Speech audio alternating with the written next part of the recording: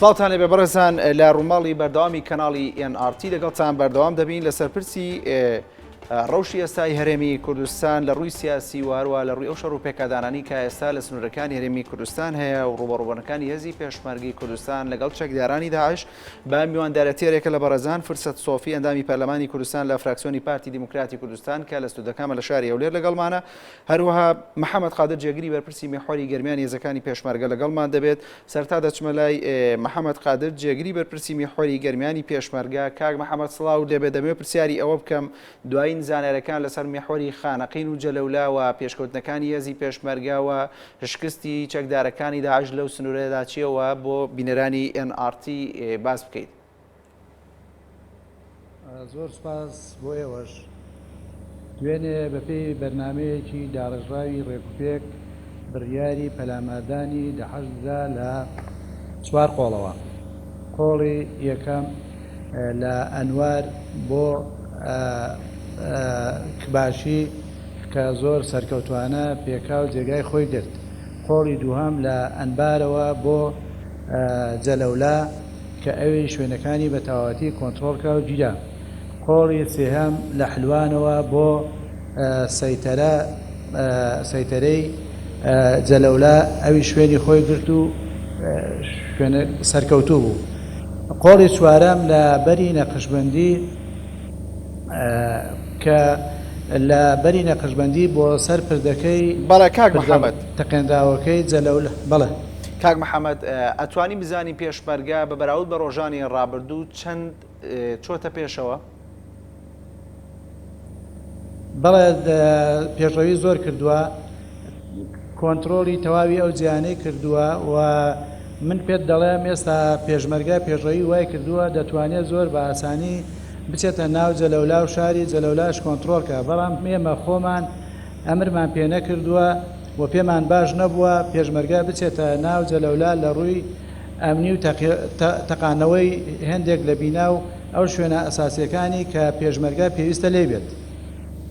بەڵێ کاک محەممەد پاش بۆم ڕێژکردنی هەندێک لە بیناو دامەزراوەکانی ناو جەلەولا لەلایەن چەکدارەکانی داعشەوە ئایا مشکستێکە بۆ ئەوان و کشانەوەیان لەو ناوچەیە هۆکارێک بۆ پێشڕەوەکانی هێزی پێشمەرگە و خوێندنەوەی ئێوە بۆ ئەمە چییە؟ من پێم وایە زۆر لە شکستدان بەوە دیارە کە خۆیان ئەترافی ئەوەیان کردووە 50 کەسیان لێ کوژراوە. دیارە زۆر لەوە ژمارەکە زیاترە. بە تاکید داعش زۆر لە شکستدایە لە هەموو قۆڵەکانەوە شکستی خواردووە. هۆی ئەوە شایکە پەنا بۆ ئەو تەقینەوە و هێندێک شت دەبن بە حساب بۆ ڕوخاندنی هورەی پێشمەرگە. بەڵام هورەی پێشمەرگە زۆر بەرزە و سەعات بۆ سەعات ڕۆژ بە ڕۆژ لە بەرزیتردایە. بەڵێ کاک محەممەد دێمە وڵات دەچمە لای فرسەت سۆفی ئەندامی پەرلەمانی کوردستان لە فراکسیۆنی پارتی دیموکراتی کوردستان. کاک فرسەت شەوتان باش دەمەوێت پرسیاری ئەوە کەمەوە ئەندامێکی پەرلەمانی کوردستان بۆ کاگادارن زۆرێک لە وڵاتانی جیهانی ئامادەی هاوکاری سەربازی هەرێمی کوردستانیان دەربڕیوە. ئایا ئەو ئامادەکاری وڵاتان بۆ دەربڕینی هاوکاری سەربازی بۆ هەرێم لە ئەمری واقعات جێبەجێ کراوە؟ ئایا چەک و تفاقی سەربازی بۆ هەرێم نێردراوە؟ بەڵێ سڵاو ڕێز شەوتان باش. طبعاً ئەمە بەڕاستی بەسەلەیەکی پەیوەستی بە وەزارەتی پێشمەرگە و لایەنی سەربازیوە هەیە تەفاسیل و وردەکاریەکانی گەیشتنی چەک. بەڵام ئەوەی لێرە دەکرێت ئێمە بیڵێین سەرەتا دەمەوێت سەرخۆشی خۆم لە قوربانیانی و شەهیدانی ئەمڕۆی شاری کەرکووک دەرببڕم و تیوای چاک بوونەوە بۆ بریندارەکانی ئەوێ و هەولێریش بخوازم. و بەڕاستی ئەوەی کە ئێستا دەیبینین بە بەراورد لەگەڵ قۆناغی دەستپێکردنی هێرشەکانی داعش دەبینین کە سەنگەرەکانی پێشمەرگە لە هەموو میحوەرەکان زۆر تۆکمەن و بەرەو پێشتون و سەرکەوتنی یەک لە دوای یەک ڕۆژانە لە بەرەکانی جەنگ دەبینین بەرامبەر تیرۆریستانی داعش. ئەمەش جێگای دڵخۆشیە و ئەمەش ئەوە دەسەلمێنێت کە هێزەکانی پێشمەرگەی کوردستان لە سەرجەم میحوەرەکان توانیویانە کە بە دۆخی چێجگار باش و خۆیان تۆکمە بکەنەوە و بە دڵنیایی من چاوەڕوانی ئەوە دەکەم کە لە ئایندێکی زۆر نزیک سەرکەوتنی زۆر گەورەتر و ئینشاءڵڵا سەرکەوتنی یەکجاری بەسەر هێزەکانی تیرۆریستی داعش تۆمار دەکرێت. ئێمە تەنها دەتوانین هەڵسەنگاندن بکەین بۆ ئەو دەعمە دەولیەی کە چ لە ڕووی مرۆیی چ لە ڕووی سەربازی بە تایبەتی ئەوەی سەربازی و ڕاستەوخۆش بۆ هەرێمی کوردستان کارێکی زۆر گەورە و گرنگ بوو و قۆناغێکی زۆر گەورە بوو بە نسبەت هەرێمی کوردستان وەرچەرخانێک بوو کە کۆمەڵگای نێودەوڵەتی ئێستا شانبەشانی هێزەکانی پێشمەرگەی کوردستان بەشدارن لە ڕوبەڕووبوونەوەی داعش ئەگەرچی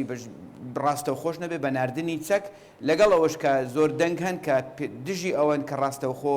کۆمەڵگای نێودەوڵەتی کۆمەکی سەربازی هەرێمی کوردستان بکات. بەڵام حەجمی ئەو کۆمەکانە و گەیشتنیان و شێوازەکەیان ئەمە وەکو باسم کرد لەوانەیە لە اختصاصی ئێمەدا نەبێت، بەڵام ئێمە پرسیارمان کردووە کە ئایا ئەم چەکانە لەلایەن چیەوە وەکو جاری ڕابردووش ڕامگەیان ئیستیلام کراون وەزیری پێشمەرگە پێڕاگەیاندن کە ئەوان وەکو وەزارەت چەکەکانیان ئیستیلام کردووە بەشێکیان کە تا ئێستا گەیشتون و ئەوان هەرخۆشیان سەرپەرشتی دابەشکردنی چەکەکان دەکەن. ئەمەشیان وەکو مؤسسەیەکی مختص گرنگە کە لەو گومانە دوورمان دەخاتەوە کە ئەم چەکان لایەن هیچ لایەن و حیزب و هێزێکی ئیستیلام نەکراون جگە لە وەزارەتی پێشمەرگە لەم قۆناغا باسم کرد گرنگە و دەکرێت لە داهاتوو ئەو چەکانش کە لە ڕێگادان و ئەمە زانیاریمانێ کۆمەڵێک وڵاتی تریش بەڵێنیان داوە کە دەعمی سەربازی بۆ هەرێمی کوردستان پێشکەش بکەن. بەڵێ کاک فرسەت لەگەڵ ما بمێنەوە دەچمەوە لای کاک محەممەد قادر. کاک محەممەد ئەو گەرگوێت لە گفتوگۆکەمان بووێ لەگەڵ میوانەکەم فرسەت سۆفی ئەندامی پەرلەمانی کوردستان باسی لەو چەکانە کرد کە بۆ هەرێمی کوردستان و حکوومەتی هەرێم وەزارەتی پێشمەرگە نێردراوە. ئایا بۆ پێی کە بەڕێزت جێگیری فەرماندەی گەرمیانی هێزەکانی پێشمەرگەیت، ئایا ئەو چەکانە بە میحوەرەکەی ئێوە گەشتووە؟ تا ئێستا هیچ چەکێکی تازە بە دەستی ئەو میحوەرەی ئێمە نەگەیشتووە. تا ئێستا ئێمە چەکە کۆنەکانی خۆمان بەکاردێنین. دوو دۆشکا و سێ هاوانمان بۆ هاتووە، بەڵام دڵنیا بووم ئەوە پێشتری وەزارەتەکەی خۆمان بوون لەلایەن وەزارەتەکەی خۆمان بەدەستمان گەیشتون، هیچ چەکێکی تازەمان بەدەست نەگەیشتووە.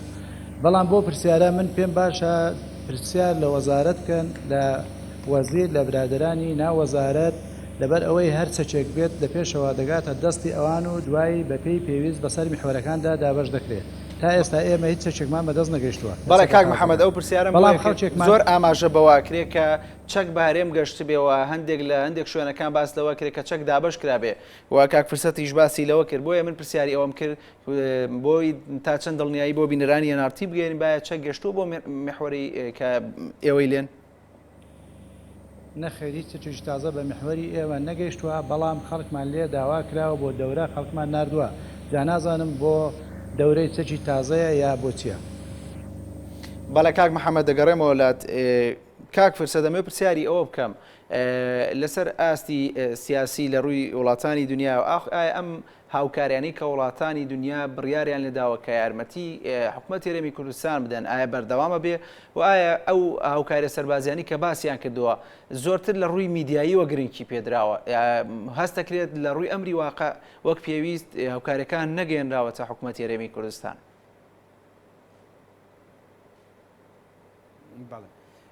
طبعا ئەم هەڵوێستەی کۆمەڵگای نێودەوڵەتی وەکو باسم کرد لە ڕووی مرۆیی لە ڕووی سەربازی زۆر گرنگ بوو. جا ئەگەرچی لە ڕووی مرۆیی کۆمەکەکان مەحدود بوون یان هەتا ئێستا لە ڕووی سەربازی ئەوەی کە ئێمە دەمانەوێت بۆ ڕوبەڕووبوونەوەی داعش لەوانێ بەدەستمان نەگەیشت بێت کە ئێمە پرسیاری زۆری چەکەکانیشمان کرد، ینی هێشتا ئەو چەکانەی کە پێویستن لەوانێ نەگەیشتو بوو بن. بەڵام لەگەڵ هەموو ئەوانش ئەگەر ئەمە لە ڕووی سیاسیەوە هەڵسەنگانی بۆ بکەی ئەمە هەڵوێستێکی زۆر گەورەیەوە ناکرێت ئێمە بچوکی بکەینەوە لەبەرچی لەبەرەوەی ئێمە بینیمان کە کاتێک کە داعش پەلاماری دومین گەورەترین شاری عێراقیدا، بەڵام هەڵوێستی کۆمەلگای نێودەوڵەتی ئەم هەڵوێستە نەبوو. بەڵام کاتێک کە بە ئاراستەی هەرێمی کوردستانەوە هات بینیمان چ لەسەر ئاستی ویلایەتە یەکگرتووەکانی ئەمریکا چ لەسەر ئاستی وڵاتانی تری ئەندامی هەمیشەی لە ئەنجومەنی ئاسایش وەکو فەڕەنسا وەکو بەریتانیا و وڵاتانی گەورەی وەکو ئەڵمانیا ئیتاڵیا زۆر وڵاتی تر کە بینیمان هەڵوێستێکی زۆر جدیان هەبوو، تەنانەت بەشێک لە وڵاتانی ئیقلیمیش هەڵوێستێکی باشیان هەبوو. بۆیە من بە تەسەوەری من ئەمە گرنگە لە ڕووی ئەگەر لە ڕووی سەربازی و لە ڕووی مرۆیی کۆمەکەکان لە ئاسی چاوەڕوانیش نەبن، بەڵام لە ڕووی سیاسیەوە دەکرێت هەڵسەنگانی گەورەی بۆ بکەین. و بە تەسەوەری من لەو دۆخەنوێی کە لە عێراق هاتە پێش ئەتوانم بڵێم کۆمەلگای نێودەوڵەتی هەڵوێستی زۆر جددی و نوێی هەیە بەرامبەر عێراق بۆ نمونە ئەوەی بینیمان هەر ئەو وتارەی کە جۆزف بایدن جێگری سەرۆکی ویلایەتە یەکگرتووەکانی ئەمریکا ئێستا بڵاوی کردوتەوە لە ڕۆژنامەی واشنگتن پۆست ئەمە گۆڕانێکی جەوهەریە کە گەڕانەوەیەکە بۆ ئەوەی کە لە ساڵ 2007 لەسەر دابشکردنی عێراق بۆ سە هەرێمی فیدرالی پێشکەشی کردبوو ئێستا تقریبەن لەسەر هەمان شێواز ئەمان هەڵوێستی دووپات کردوتەوە ئەو هەڵوێستە بوو کە ئێمە دەمانگوت ئەوەی کە جۆزف بایدن ئەو کات پێشکەشی کردبوو زۆر گرنگە ئیشی پێ بکرێت لەبەرەوەی عێراق لە قەیران دەرباز دەکات بەڵام بەداخەوە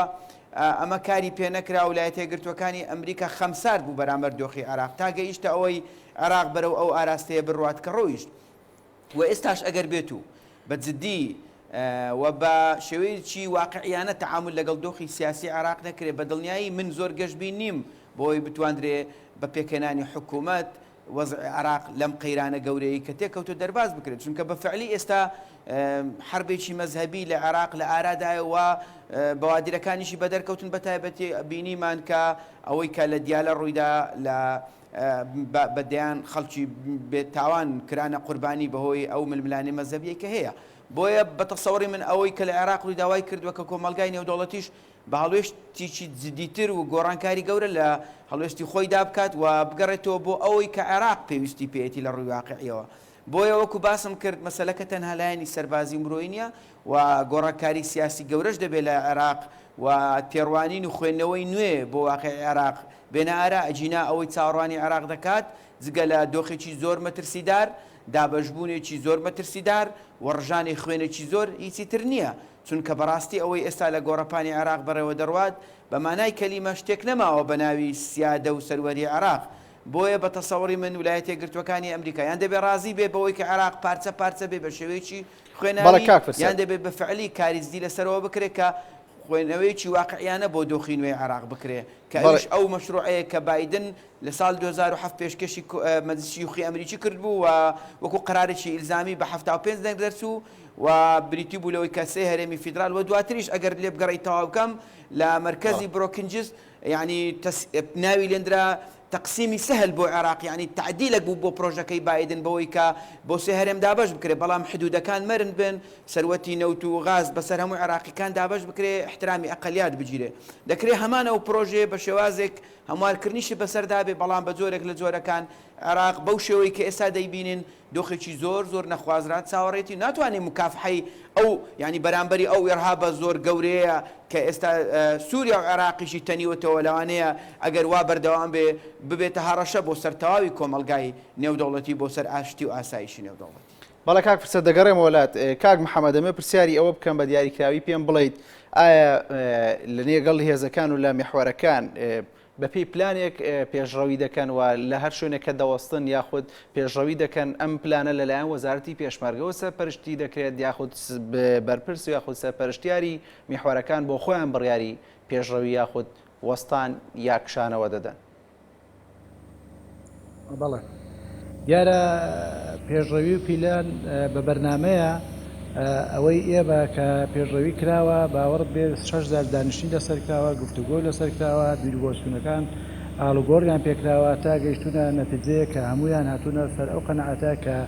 ئەو پیلانەی کە دانراوە پیان وا بووە پیلانێکی سەرکەوتوو دەبێ و دڵنیاشت دەکەم لەوەی کە هەمیشە لە پەیوەندیدان لەگەڵ وەزارەتی پێشمەرگە و وەزارەتی پێشمەرگەش ئاگادارە و بەڵام میحوەرەکان لە هەموو میحوەرەکان جوانە کە لێرە میحوەرەکان خۆیان قەراری خۆیان دەدەن و جێبەجێ دەکەن لەبەر ئەوەی بەرچاویان ڕوونە وان لێرن وان لەو سنوورن بەڵام بە تاکید لەگەڵ وەزارەتی پێشمەرگە بەردەوام لە خەتن و هەمانجی هەیە و بە ئاگاداری ئەوانە بەڵێ کاک محەممەد لەو میحوەرەی کە ئێوەی تێدان بۆ نمونە جەلەولا پاشەوەی کە ئەمڕۆ باسدەوە کرا کە پێشڕەوی کراوە ئایا هێزەکانی پێشمەرگە لەو ناوچانی کە پێشڕەوی تیاکەن جێگیرەکرێن یاخود دواتر پاشەکشاکەن بەڵێ جێگیر دەکرێن پاشەکشانیە لەوانەیە نەکە جێگیر دەکرێن ئێمە بەرنامەی باشتر و تۆکمەترمان هەیە و ئێمە ئێستا نەگەیشتونە ئەو هەدەفەمان نەپێکاوە کە دەمانوێت بە دڵنیا دەبێت ئیشەڵا بیپێچین بە پشتیوانی خوا و بە هیمەتی پێشمەرگە ئەو شوێنەی مەبەستمانە دەبێت بۆی بچین و لەوێش جێگیر بین بەڵێ کاک محەممەد وەک بەرپرسێکی سەربازی لە لە میحوەری گەرمیان و خانەقینە یاخود جەلەولا باز دەوە کرێت کە لە ماوەی چەند ڕۆژی ڕابردووە بەشێک لە میدیاکان باسییان لەوە کرد هێزێکی ئێرانی لەو ناوچەیەدان ئایا دەمێ ئەوە بۆ بینەرانی NRT زیاتر ڕوونکەیتەوە ئەو هێزەکێنەوە ئایا لە ڕێگەی وەزارەتی پێشمەرگەوە هاتوونەتە ناوچەکەەوە بۆ هاوکاری هێزەکانی ئێوە هاتوون بۆی ئێوە لە پلانەکەتاندا سەرکەوتوو بن؟ من ئەو هێزانەم نەبینیوە بە چاوی خۆم نەمدیوە و نەشم بیستووە لە بەرپرسەکانی خۆمان ناتوانم من لێرە بڵێم هاتووە لەبەرەوەی نەبینیوە. کاک محەممەد ئەوەی کە لەو ناوچەیە ڕوودات پاش ئەوەی کە ئەمڕۆ پێشڕەویتان کرد چاوەڕێکرێت لە ڕۆژانی داهاتوە هێرشەکانتان یاخود بەرەو پێشچوون لە سنوورەکە بەدی بکەین؟ ڕای داوای لێبوردن دەکەم دەکرێت وەڵامە دواخرێ بۆ دانیشت نێشکا بۆ وەختێشکا بۆ کاتێککە لەبەر ئەوە کارێکی سەربازیە کارێکی نێنیە ناتوانم لێرە ڕایگەێنم داوا لێبوردن دەکەم. بەڵێ کاک محەممەد باز لەوە کرێت کە داعش لە هەر شوێنێکە دەکشێتەوە یاخود تێگەشتێ لە لایەن هێزەکانی پێشمەرگەوە ئەو ناوچەیە بۆم ڕێژەکە ئایا ئەمە پلانێکی نوێی داعشە و ئایا توانی ئەمە زیاتر بۆمان ڕووبکەیتەوە؟ داعش هەر لە سەرەتاوە پیلانی بۆم ڕێژکردن خۆکوژی خۆر بە بۆم ڕێژکردن نەبووە هەدەفەکانی خۆی پێشتر بە خۆکوژیشە بووە هەمیشە ئەو تەقینەوەیان بەکارێناوە لە هەموو کات و ساتێکدا بەڵام ئێستا کە لە شوێنێک پیانوە تەچید دەگیرێ و بێهێز بوونە و هێزیان کەم بووە پێش ئەوەی کە بەجێ بێڵم بەڵێ ئەوە دەکەن و جێبەجێ دەکەن. بەڵێ کاک محەممەد پاش ئەوەی کە داعش ئێستا پلانەکەی وەکو باست کرد گۆڕیەوە ئێوە چۆن مامەڵ لەگەڵ ئەم دۆخە تازایەکەن کە ئەو شوێنانی داعشتیا شکست دێنێ بە دەست هێزەکانی پێشمەرگە بۆم ڕێژی دەکات ئایا تیمی پسپۆرتان لەگەڵایە بۆ ئەوەی ئەو بۆمبانە بتەقێنەوە بۆی بەردەوام بوو لە پێشڕەوەکانتان؟ بەڵێ تیمی هەندەسەی خۆمانمان لەگەڵدایە زۆر بەوەردی و زۆریشان پوچەڵ کردوونەوە و بە تەکیدیش ئەوەی کە هەبن مەگەر سوتفە دەنا هەمویان پوچەڵ کراونەوە. بەڵێ کاک محەممەد دەمەوێت زانیاریم بدەیتێ لەسەر بارودۆخی ئێستای ناو جەلەولا ئایا هیچ هاوڵاتیەک لە ناو جەلەولایە ماوەتەوە یاخود تەنها چەکدارانی داعشی تێدایە و پاش ئەوەی کە هەندێک لە ناوچەکانیان جێهێشتووە ژمارەیەکی کەم لەو ناوچەیەن؟ بەڵێ نا هیچ هاوڵاتیش تێدا نییە هەر هاوڵاتیە کە مابێتەوە لە ناو جەلەولا هاوڵاتی نییە بۆ هاوکاری داعش ماوەتەوە و ژمارەی داعش ئێستا لە لاو جەلەولا و دەوروبەری زۆر کەم بۆتەوە. بەڵێ کاک محەممەد دەگەڕێمەوە وڵات کاک فرسەت پرسیاری ئەوە کەم کە ئایا وەکو ئەندامێکی پەرلەمان و وەک ئەوەندەی ئاگادار بیت لیژنەکانی پەرلەمان پاش سەردانیکردنی شنگال و ئەو ناوچانی کە قوربانیەکی زۆری تێدادرا ئایا چیتان کردووە بۆ ئەوەی کە ئەو قوربانیانە لە ڕووی نێودەوڵەتی و لە ڕێگەی پەرلەمانەوە بە جینۆساید بناسێنرێ و وا بکرێ کە ڕێکخراوەکانی مافی مرۆڤی گیانی بێن سەردانی کوردستان بکەن بۆی ئەم قوربانیە زۆری کە لەو ناوچەیە دراوە وەک جینۆساید مامەڵی لەگەڵا بکرێ؟ بەڵێ طبعا ئەمە یەکێکە لەو ئەرکە گرنگانەی کە پەرلەمانی کوردستان وەکو یەکێک لە کارە گرنگەکانی خۆی لە ماوەی داهاتوو کاری لەسەر دەکات و ئێمە ڕۆژی دووشەمە کۆبوونەوەیکی نائاسایی بۆ ئەم دۆخە ئەنجام دەدەین و یەکێک لە محوەرەکانی قسەکردنمان بە تەکید و یەکێک لەو ڕاپۆرتانەی کە ئامادەکراوە لەسەر ئەمەیە چۆن بتوانین بنجینۆساید ناساندنیان بە نێودەوڵەتیکردنی ئەو تاوانانەی کە دەرحەق بە خەڵکی ئێزیدی بە خەڵکی تەهجیری قەسری مەسیحیەکان و ئەوەی بەرامبەر کاکەیەکان ئەوەی بەرامبەر شەبەکەکان ئەوەی بەرامبەر گەلی کوردستان بە کۆی پێکاتەکانیەوە لەم ناوچانە ئەنجام درراوە. بۆ ئەمە بەستاش ئێمە دوای ئەوەی کە راپۆرتی لێژنەکان ئێستا ئامادەکراون ڕۆژی دووشەمە پێشکەش دەکرێن و پرۆژەی تریش ئێمە پێشکەشمان کردووە بۆ ئەوەی کە لە پەرلەمانی کوردستان لەگەڵ حکوومەتی هەرێمی کوردستان جیهەتە پەیوەندیدارەکان لیژنەیەکی کاتی تەشکیل بکرێت و ئەمەش بە پێی پەیڕەوی ناوخۆی پەرلەمانی کوردستان لە کاتی کە پەرلەمان لە خولی تەشریعی دانێت دەستەی سەرۆکایەتی دەتوانێت لیژنەی کاتی واتە لیژنەی لێکۆڵینەوەیان لیژنەی کاتیان لیژنەی تایبەت تشکیل بکات و ئەم لیژنەیە ئەرچی ئەوە بێت کە لە ڕێگای منظماتی مجتمعی مەدەنی لە ڕێگای جالی کوردستان لە دەرەوە لە ڕێگای خەمخۆران و شارەزایان تەنسیق لەگەڵ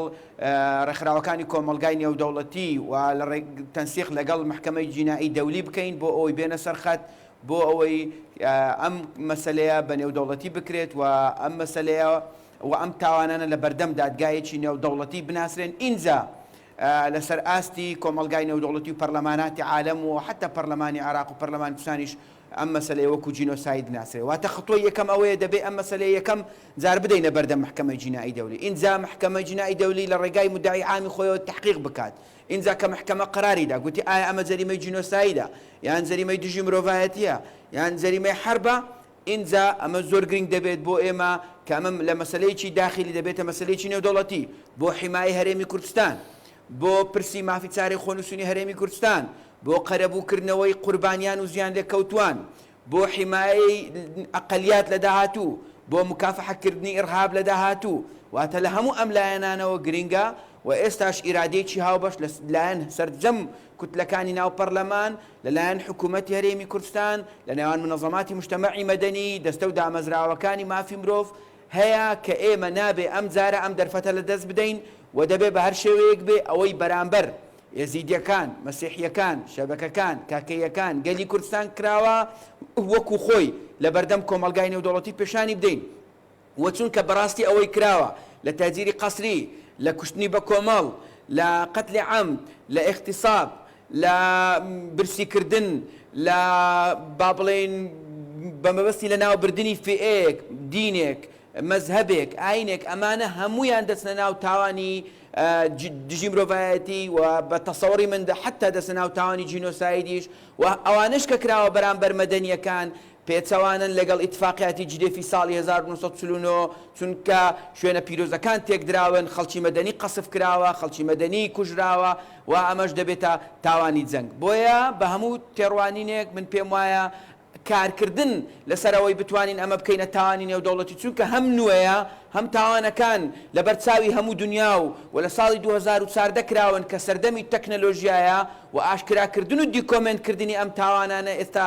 زۆر زۆر ئاسانترە و ئێمە دەتوانین بە تەکید یانەوەی لە ڕێگای ئەوەی کە محکەمەی جینایی دەولی وەکو مودەی عام بینە سەرخات یان ئەنجومەنی ئاسایش هاوکارمان بێ و قەزیەکەمان بۆ تەحویلکە بە پێی فەسلی 7 لە میثاقی نەتەوەی گرتووەکان یان ئەگەر ئەوەش نەکرا لە ڕێگای دەوڵەتێکی تەرەف لە محکەمەی جینایی دەولی داوا بکرێ کە ئەمانە هەر سێ ڕێگا لە ناو مادەی 13 لە نظامی ئەساسی باسکراون یان ڕێگایەکی ترەوەیە محکەمەیەکی مدەوەل لە نێوان قازی داخلی لەگەڵ قازی نێودەوڵەت دروست کرێ بۆ ئەوەی بین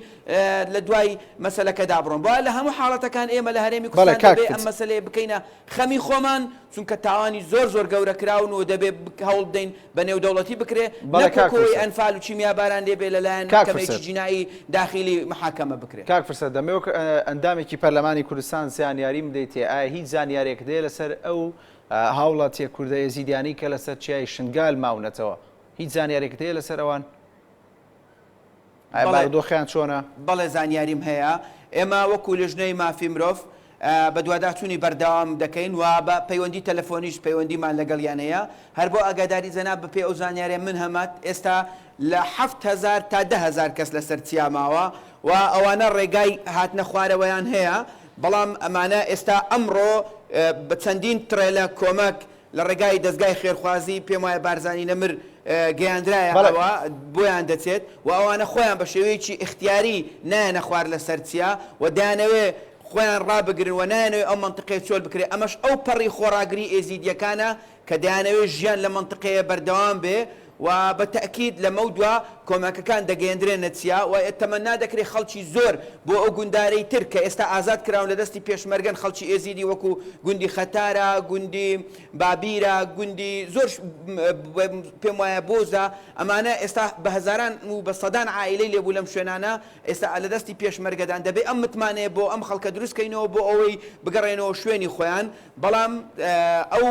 مەرگەساتەی کە لە چیای شنگال ڕوویدا بە تەکید ئێستا مەترسی مردن نەماوە و ئەم خەڵکە لێ وەکو باسم کرد وەکو خەڵکی خۆڕاگر لە پێناوی ئەوەی دەرفەتێک وەربگرن و بتوانن کە شنگال لە دەستی داعش ڕزگار بکەن وەکو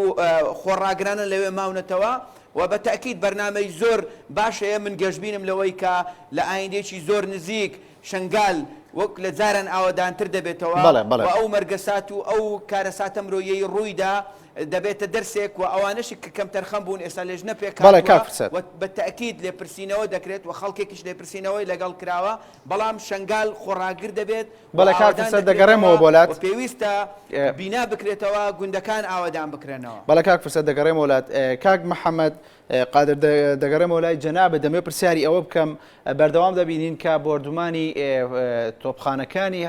هێزەکانی پێشمەرگە بۆ سەر ئەو ناوچانەی کە چەکدارەکانی داعشی لێ بە بەردەوامی تۆپباران دەکرێن ئایا بەپی ئەو زانیارانی کە لای ئێوە هەیە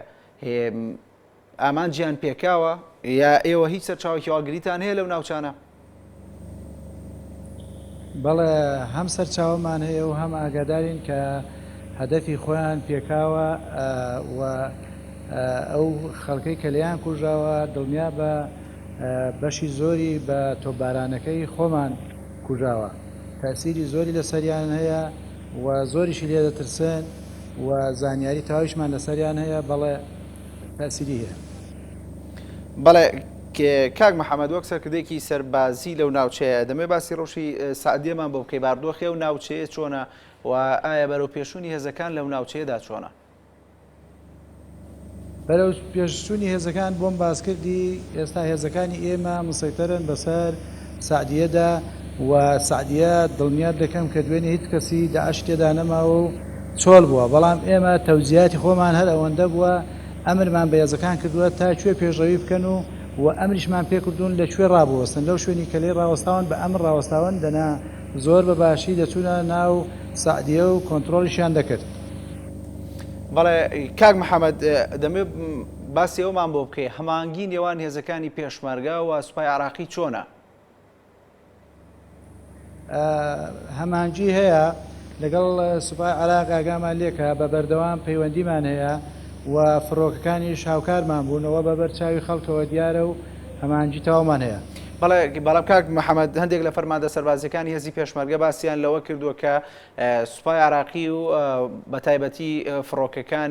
لە ماوەی دوو ڕۆژی ڕابردووە هاوکاریەکانیان وەک پێویست نەگەیانەوە بە هێزەکانی پێشمەرگە بە تایبەتی لە سنووری جەلەولا لەوانەیە هەرەوەندایان بۆ کراوێ دەنا باش بوون تا ئەدەگێمە لیان ڕازی بووین خراپ نەبوو. بەڵام کاک محەممەد دوای کۆنتترۆلکردنەوەی جەلەولا ئایا هێزی پێشمەرگەی تیا جەلەولا یاخود سعدیە ئایا هێزی پێشمەرگەی تیامێنێتەوە یاخود سوپای عراقی و ئایا هیچ ڕێکەوتنێک لە نێوان ئێوە و سوپای عراقیدا هەیە لەو بارەیەوە؟ هیچ باسێک لەو بارەوە نەکراوە و هیچ گفتوگویەک لەو بارەوە نەکراوە بەڵام هەم جەلەولا هەم سعدیە ئەوە کوردستانە دڵنیا بە کە خۆمان تێدا دەمێنینەوە و سنووری کوردستانە. کەواتە کاک محەممەد دەمێ پرسیاری ئەوە بکەم لە ئێستادا هیچ مەترسیەک لەسەر سنووری خانەقین و گەرمیان نییە لەو ناوچەیە؟ من لەو کەناڵەی جەنابتانەوە دڵنیایان دەکەم کە هیچ خەتەرێک نە لەسەر کەلار هەیە نە لەسەر خانەقین هەیە هێزی پێشمەرگە زۆر خۆراگر زۆر مەردانە هەموو بەرگریەکی پێدەکرێەوە کردوویەتی و من دەمەوێت سوپاسی جەماوەری کەلار و خانەقین و دەوروبەری بکەم کە ئەوان زۆر مەردانە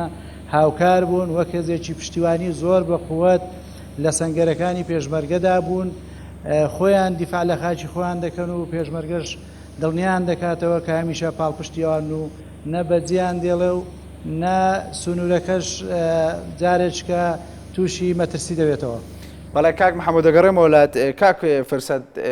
باست لەوە کرد کە ئەو فەرماندانی کە لەو ناوچانی کە با بڵێن پاشەکشەی تیا کراوە سزا دراون دەمەوێت پرسیاری ئەوە بکەم وەک پەرلەمانی کوردستان ئایا چاودێریەوە کەن ئەو فەرماندە سەربازیانە یا ئەو کەسانی بەرپرس بوون لەو ناوچەیە سزا درێن و ئایا ئەو کەیسە بەکوێ گەشتووە کێش سزا دراوە؟ بەر لەوەی وەڵامی پرسیارەکەتنەوە با ڕوونکردنەوەیەک بدەم طبعا کە ئەو بەڕێزانی NRT پەیوەندیا بە من کرد بەڕاستی بریار بۆ ئێمە لەسەر تەشکیلی حکوومەتی عێراق و ئەمانە قسە بکەین هەر ئەوەش کە لە بەردەسمانەوە دەستوری عێراقیوانەیە لەسەرەوە خۆم حازر کرد بوو بەڵام تر لەگەڵ پرسیارە نوێیەکانیشتان هەوڵ دەدەین خۆمان بگونجێنین. طبعا سەبارەت بەوەی کە جەنابەت فەرمووت وەکو ئەوەی کە لە لێدوانی سەرۆکی هەرێمی کوردستانیش ئەمە زۆر بەڕوونی بە دەرکەوت ئەوەی باس کرد کە ئەوەی لە شنگال ڕوویدا لە چاوەڕوانیدا نەبوو و لیژنەیەکی پێکەناوە من زانیاریمان هەیە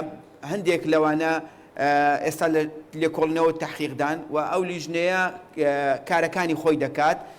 جەنابی سەرۆکی هەرێمی کوردستان خۆی فەرماندەی هێزەکانی پێشمەرگەی کوردستانە و ئێمە محکەمەی عەسکەریشمان هەیە، محکەمەی یەک محکەمەی دوو، محکەمەی یەک لە هەولێر دۆ کە محکەمەی دوو لە سولێمانیەوە، محکەمەیەکی تەمیزی عەسکەریش هەیە. پەرلەمانی کوردستان لە کاتێکدا دەبێ بە ئەرچی خۆی هەڵبستێ کاتێکە لێپرسینەوە نەکرا یان ئەم لیژنە تەحقیقیانە ئەنجامی نەبوو و جگە لەوانەش ئێمە لە ئەنجامی ئەو سەردانانەی کە کردمان بۆ لایەن ئاوارەکان بۆ سەنگەرەکانی پێشمەرگە لیژنە جیاوازەکان ئێستا راپۆرتەکانمان لە بەردەستدان و ئێمە ئەو راپۆرتانە بەشێکیان دەکەینە بڕیار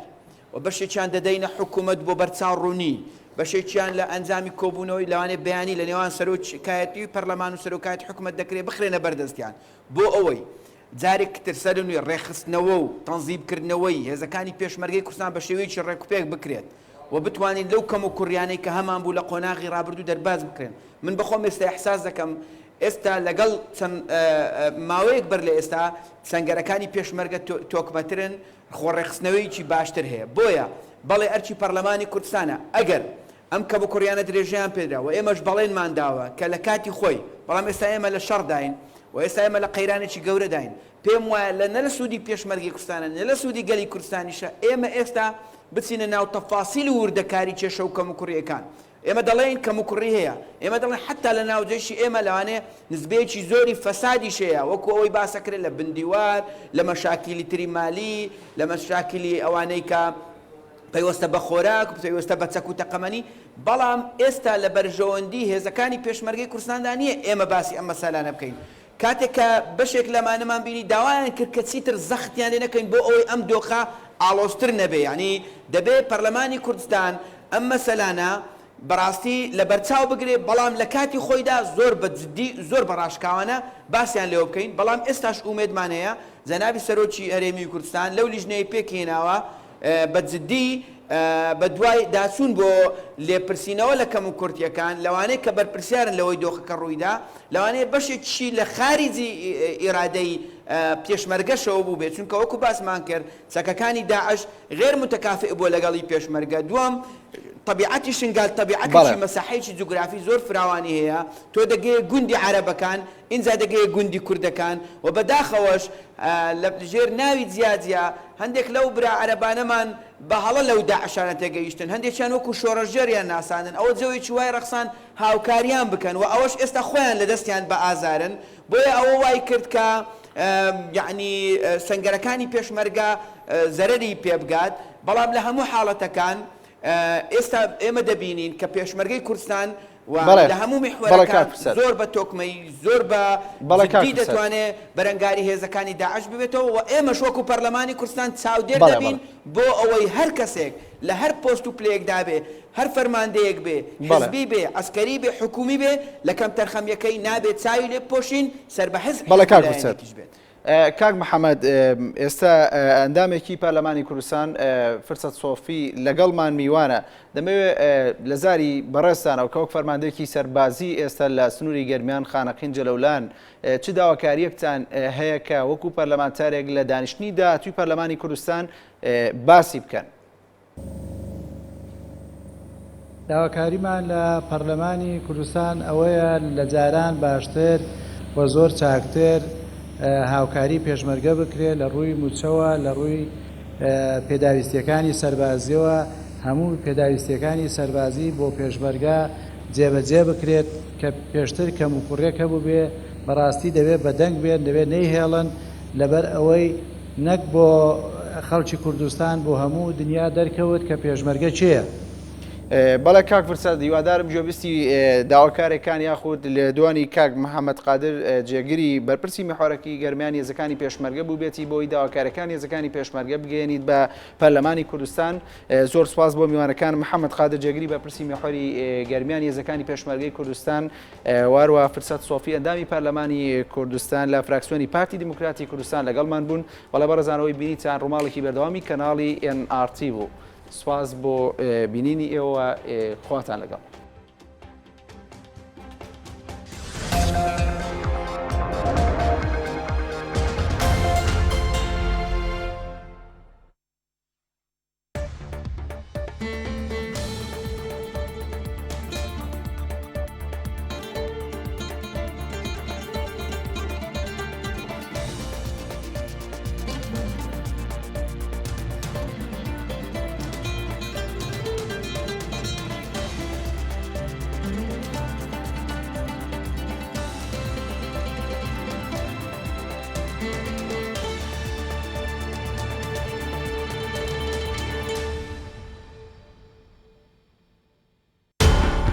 لە هەولێر تەقینەوەی ئۆتۆمبیلێک برینداربوونی 4 کەسی لێکەوتەوە لە کەرکووکیش زنجیرەیەک تەقینەوە ڕوویاندا بەهۆیانەوە 10 کەس گیانیان لەدەستدا و 120 کەسی تریش بریندار بوون. بردومانی فڕۆکە جەنگیەکانی ئەمریکا و تۆبارانی هێزەکانی پێشمەرگە بۆ سەر چەکدارانی داعش بەردەوامە. داعشیش پلانی شەڕکردنی ئەگۆڕێت. بەهۆی گەمارۆدانیەوە لەلایەن داعشەوە مەترسی بڵاوبوونەوەی برسێتی توێنێتی لە ناو دانیشتوانی ئامرلیدا دەکرێت. بۆ شکاندنی ئابلوقەکەش سوپای عێراق دەستی بە ئۆپەراسیۆنێکی سەربازی کرد.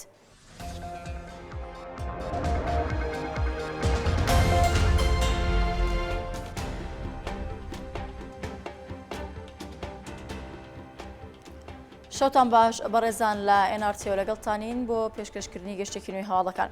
ئۆتۆمبیلێک لە نزیک پەیمانگای تەکنیکی هەولێر تەقیەوە بۆ هۆیشەوە 4 کەس بریندار بوون و ژمارەیەک کەسی نزیک ڕووداوەکەش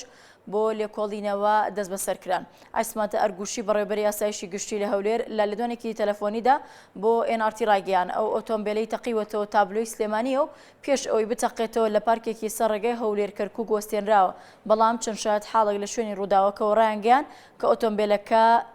بەغدا بووە. وتیشی لێکۆڵینەوەکانیان دەست پێ کردووە بۆ زانینی ئەوەی کە ئاخۆ تەقینەوەکە بەهۆی بۆمبی لیکێنراوە بۆ یاخود مین ڕێژکراوە بووە. ئەسمادەرگوشی ئاماژەی بۆ ئەشکرکات چەند کەسێک بۆ وەرگرتنی زانیاری و لێکۆڵینەوە لە شوێنی ڕووداوەکە دەست بەسەر کراون. هەروەها دڵنیایی دایە خەڵکی هەولێریش کە دۆخەکە ئارامە و لەژێر کۆنتترۆلدایە. بە گوێرەی ڕاگەنراوێکی فەرمی ئاسایشی گشتی لە هەولێریش ئۆتۆمبیلەکە لە جۆری هۆندای تۆکسۆن ڕەنگی ڕەساسی بووە و ئاماژەی بۆش کردووە بارودۆخی هەولێر زۆر ئاساییە و لەژێر کۆنتترۆلدایە. لە لایەکی ترەوە بەرپرسانی تەندروستی هەولێر دەڵێن ڕۆژی بریندارەکان جێگیرن و برینەکانیان سووکە. پاش تەقینەوەکەش ئەتیمەکانی فریاکەوتن و هێزانامنیەکان گەیشتنە شوێنی ڕووداوەکە و پارچەی ئۆتۆمبیلە تەقیوەکەیان گواستەوە. دوایین تەقینەوەش لە شاری هەولێر لە 29 ئەیلولی 2013 لە ڕێگەی چەند خۆکوژێکەوە لە بەردەم ئاسایشی هەولێر ڕوویدا بۆ هۆیەوە چەندین کەس بوونە قوربانی و ژمارەیەک چەکداریش لە هێرشبەران بەر لە خۆتەقانەوەیان لەلایەن هێزەکانی ئاسایشەوە کوژران.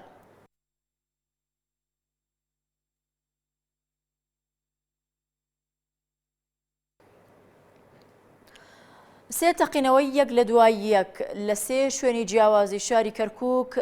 ڕوویاندا و بۆ هۆیشەوە 18 کەس ئەبوونە قوربانی و 120 کەسی تریش بریندار بوون. هەر سێ تەقینەوەکەش لە ڕێگەی ئۆتۆمبیلی بۆمب ڕێژکراوە و لە گەڕەکەکانی ڕەحیماوە و شەقامی ڕێگەی بەغدا و گەڕەکی بەعەس ئەنجام دراون.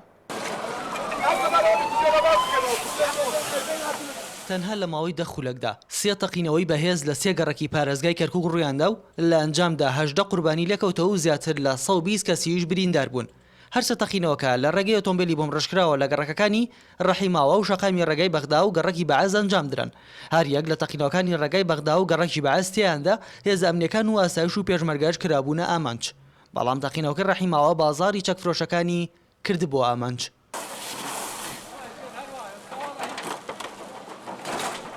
تەقینەوەکە بوو من لێرەوە هاتم چوومە خوارەوە بۆ ناو بازارەکە تەقیەوە بەڵام ئێمالیەکە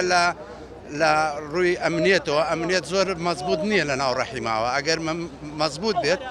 ئەوە نایسارێ بە ئیسراحەت خۆت بەبێ ڕقم BM لێرە خۆی بتەقێنێتەوە و کوژراوێک و بریندارێکی زۆریشی لێکەوتەوە ئەلەو ناوە بریندارێکی زۆرم بینی خۆم بینیم. کاکە موبایلاکەنە بنجۆی خۆیانەوە بە سعات قساکەن لەم لاو لەولا هەمووی کەس نازانێت لەگە چێ قساکەن لەگە چێ قسە ناکەن هەرچی زانیاری ئێمە هەیە ئەینێرن بۆ ئەوێ داواکەین لە دکتۆر نەزمەدین ئاوارە عەرەبەکان کاکە جان کەس نازانێت چێ و چێنی هەمووی خەڵق فەلوجە و ڕوومادی و ئەمبەرەوبەر هەمووی کەس نازانێت لە چۆ هاتوونە.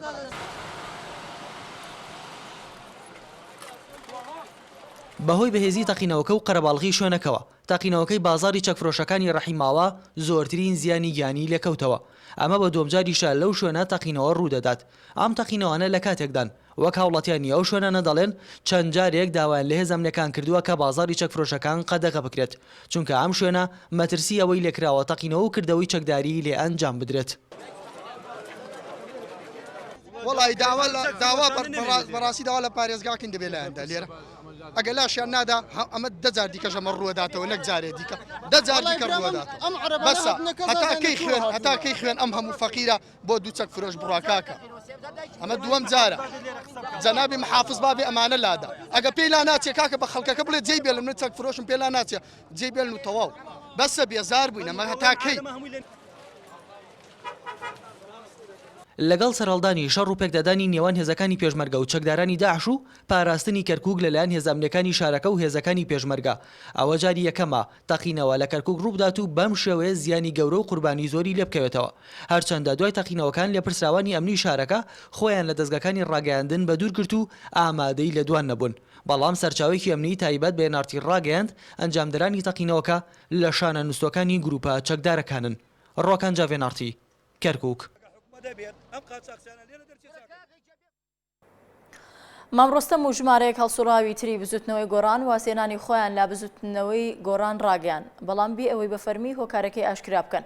مامڕۆستەم هەواڵی واسێنانی لە گۆڕان بۆ NRT پشتڕاست کردەوە بەڵام وتی ئامادە نییە لە ئێستادا هیچ ڕوونکردنەوەیەک لەسەر هۆکاری واسێنانەکەی ئاشکرا بکە. وتیشی هەر خۆی نییە و چەند هەڵسوڕاوێکی تری بزوتنەوەکە وازیان هێناوە بەڵام ئاماژەی بە هیچ ناوێک نەکرد. بە گوێرەی زانیاریەکانی NRT جگەل لە مامڕۆستەم ئاوات قارەمانی و چەند هەڵسوڕاوێکی تری بزوتنەوەی گۆڕان وازیان هێناوە. هەر بە گوێرەی زانیاریەکانی NRT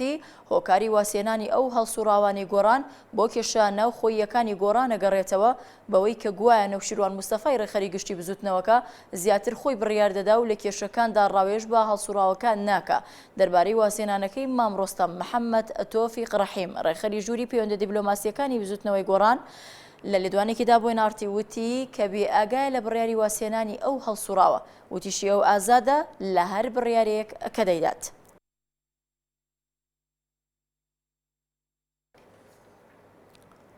لە کاتی ڕووماڵکردنی کەرنەڤاڵی سربەخۆی کوردستان لە هەڵەبجە چەند کەسێک هێرشیان کردە سەر پەیامنەری NRT و کەرەستا ڕۆژنامەوانیەکانی پەیامنەرەکەیان شکاند. وریا حەمەکەریم پەیامنەری NRT لە هەڵەبجە ڕاگەیاند لە کاتی ڕووماڵکردنی کەرنەڤاڵی سربەخۆی کوردستان چەند کەسێک هێرشیان کردوتە سەری و هەڕەشیان لێ کردووە. دەژڵێت سەرجەم ئەو کەسانی هێرشیان کردوتە سەری دەناسرێنەوە و سەربەلایەنێکی سیاسی دیاری کراون. وریا حەمەکەریم وتیشی بۆی هێرشی ئەو کەسانەوە بۆ سەر تیمی ڕۆژنامەوانی NRT کەرەستا ڕۆژنامەوانیەکانیان شکاندووە. پەیامنەرەکەی NRT هۆکاری هێرشەکەی بۆ ڕووماڵکردنی گەندەڵەکانی ئیداری هەڵەبجە گێڕایەوە کە پێشتر NRT با هەواڵ و راپۆرتی تایبەت سەرجەم گەندەڵەکانی ئەو دەڤەرەی خستۆتە ڕوو. هاوکات NRT سکاڵا لەسەر سەرجەم ئەو کەسانە تۆمارەکە کە هێرشیان کردوتە سەر تیمی ڕۆژنامەوانی NRT و پاراستنی ژیانی تیمەکەش لە ئەستۆی هێزەکانی ئاسایش و پۆلیس و یەکەی ئیداری هەڵەبجەیە.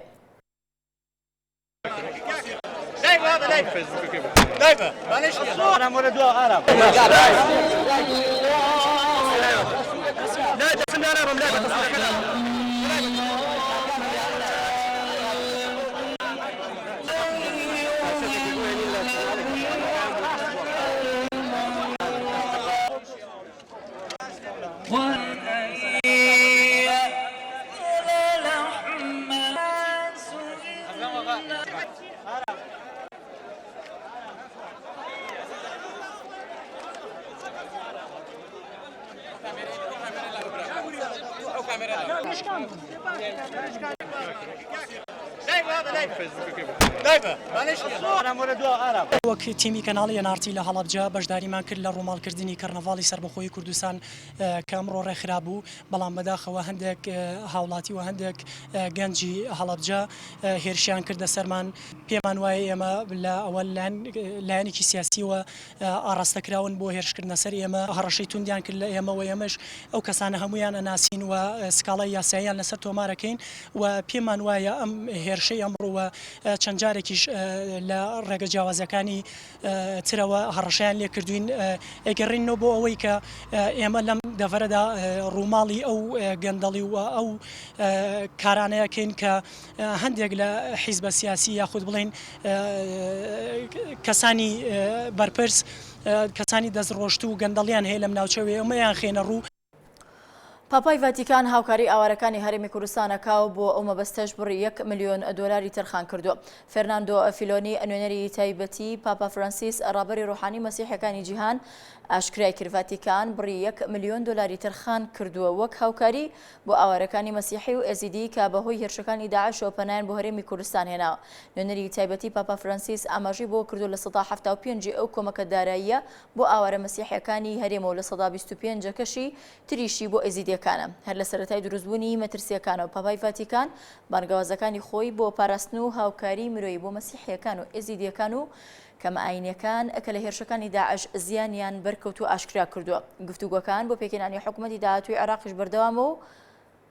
لەو بارێش و ئەمڕۆ وەفدی دانوستانکاری کورد لەگەڵ حەیدەر عەبادی کاندیدی ڕاستپێردراو بۆ پێکێنانی حکوومەت کۆبووە.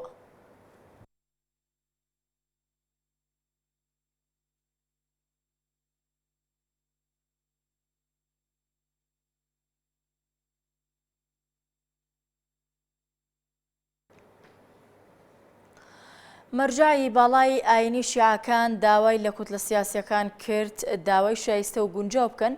بە ئەوی بتوانرێت لە نزیکترین دەرفەتدا حکوومەت پێک بهێنرێت. داواشی لە هێزانامەکان کرد گەماروی سەرناحی ئامرلی بشکێنن کە لەلایەن تێرۆریستانەوە سەپێنراوە بەسەریدا. عەبدولمەهدی کەربەلایی گوێگری مەرجعیەتی ئاینی شیعە بەناوی مەرجعیەتی ئاینی و ڕێگەیان ناحی ئامرلی ماوەی 2 مانگە ڕوبەڕووی گەمارویەکی قورس بووەتەوە. دانیشتوانەکەشی بەردەوامن لە بەرگریکردن دژی هێرشی گروپە چەکدارەکان. کەربەلایی داوای لەلایەنە ئەمنیەکان کرد کاری بەپەلە بکەن بۆ شکاندنی گەماروەکان و دانیشتوانی ئامرلی لە مەترسی تێرۆریستان ڕزگار بکەن کە جیهان بە چاوی خۆی بینی چی بەسەر ئەو شارانەدا دێت کە داگیری دەکەن. داوای کردوپەلە بکرێت لە گەیاندنی کۆمەک و خۆراک بۆ ئامرلی لە ڕێگەی ئاسمانەوە بۆ ئەوەی کەمێک لە نەهامەتیەکانی دانیشتوانەکەی کەم بکرێتەوە بە تایبەت منداڵ و پیر و پەکەوتەکان کە لە ژیانێکی زۆر کولەمەرگیدان. دەربارەی پێکێنانی حکوومەتیش مەرجعیەتی شیعەکان داوای لە کوتلە سیاسیەکان کرد ئاستی داخوازیەکانیان بەرز نەکەنەوە چونکە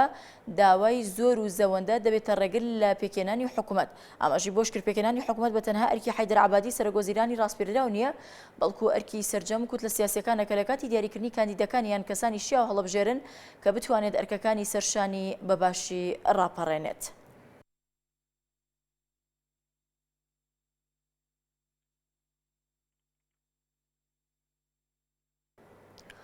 چەکدارانی داعش و گروپا توندڕەوەکان لە کاتی هێرشی هێزەکانی پێشمەرگەدا تاکتیکێکی نوێیان لە شێوازی شەڕکردندا پەیڕەو کردووە کە بریتیە لە کشانەوەیان لەو ناوچانی پێشمەرگە هێرشی بووەکە و بۆمبڕێژکردنی ناوچەکە بۆ ئەوەی لە کاتی چوونی هێزەکانی پێشمەرگە بەهۆی تەقینەوەی بۆمبەکانەوە زیان بە هێزی پێشمەرگە بگێنن. هێزەکانی پێشمەرگەش نەتوانن ناوچەکان کۆنتڕۆڵ بکەنەوە.